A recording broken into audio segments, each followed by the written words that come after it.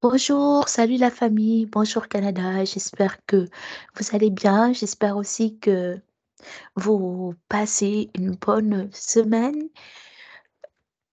Je vous reviens aujourd'hui pour une vidéo concernant les étudiants ou les personnes qui souhaitent venir pour étudier au Canada, qu'importe les provinces que vous ciblez en fait pour l'immigration, que ce soit les provinces anglophones comme la province francophone de Québec. Mais avant d'entrer dans le vif du sujet, merci de vous abonner à la chaîne Bonjour Canada. C'est une chaîne qui vous permet de connaître l'actualité sur l'immigration au Canada et de connaître aussi des campagnes de recrutement qui vous permettront d'être en contact avec les recruteurs canadiens qui partent en dehors du Canada pour recruter, chercher des employeurs en fonction du marché d'emploi du Canada. Bravo. Là, je vais me moquer des Camerounais. Bravo aux Sénégalais qui ont battu les Camerounais. Comme vous le savez, je suis sénégalaise et j'en suis fière. Et je suis vraiment contente de ce match. J'espère que nous allons remporter la coupe pour une deuxième fois. Et mes chers abonnés camerounais, je vous souhaite beaucoup de courage et j'espère que d'ici la prochaine CAN, vous allez vous améliorer, avoir un bon coach, une bonne staff. Bref, aujourd'hui, c'est pas une bonne nouvelle, je dirais plutôt c'est quand même une mauvaise nouvelle parce que le Canada auparavant avait beaucoup d'étudiants étrangers et ce 22 janvier, donc j'ai fait la vidéo ce 22 janvier, vous allez la visualiser le 23. Le 22 janvier, le gouvernement du Canada a dit qu'ils vont réduire le nombre d'étudiants étrangers.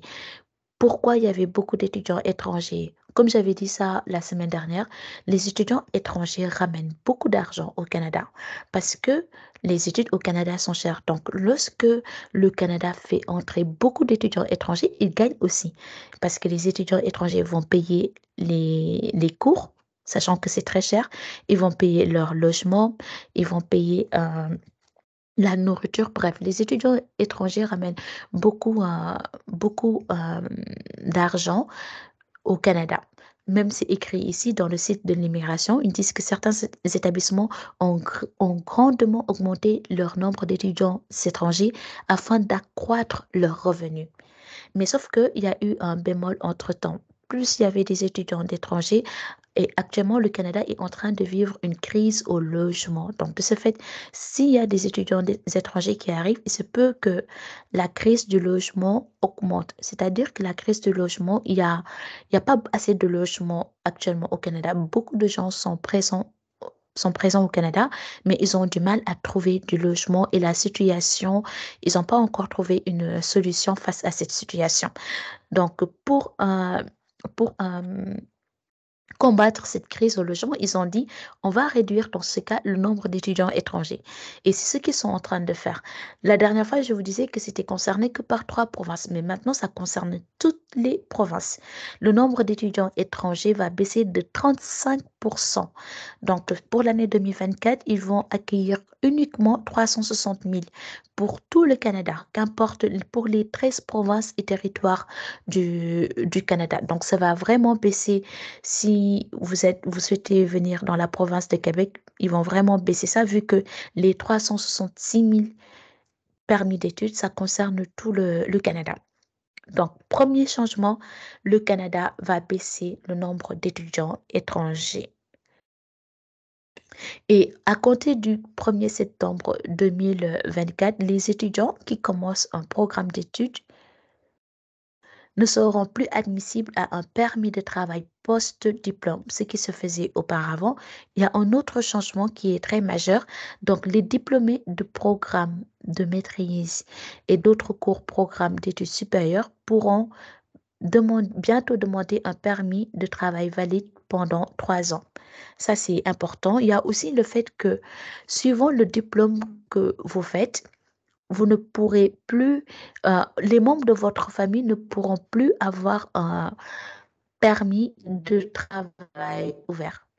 Donc, vu le changement qu'ils vont faire, c'est pas parce que vous allez venir au Canada que forcément votre conjoint, votre époux ou votre épouse va avoir un permis de travail ouvert. Tout dépend du, de- du niveau d'études que vous allez faire.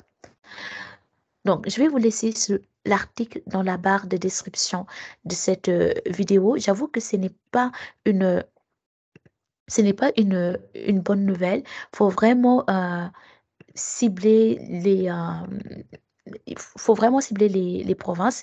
Mais je pense que même si ça peut être un coup de chance ou vous ayez le meilleur bulletin possible, bulletin de notes, et le Canada vous prend. Mais sachez qu'ils vont vraiment réduire le nombre de permis d'études. Je pense que c'est la raison pour laquelle j'ai vu beaucoup de personnes qui ont fait une demande de permis d'études et ça a été refusé en fait. Donc voilà l'information que je voulais partager avec vous aujourd'hui. Je vais mettre le lien dans la barre de description de cette vidéo.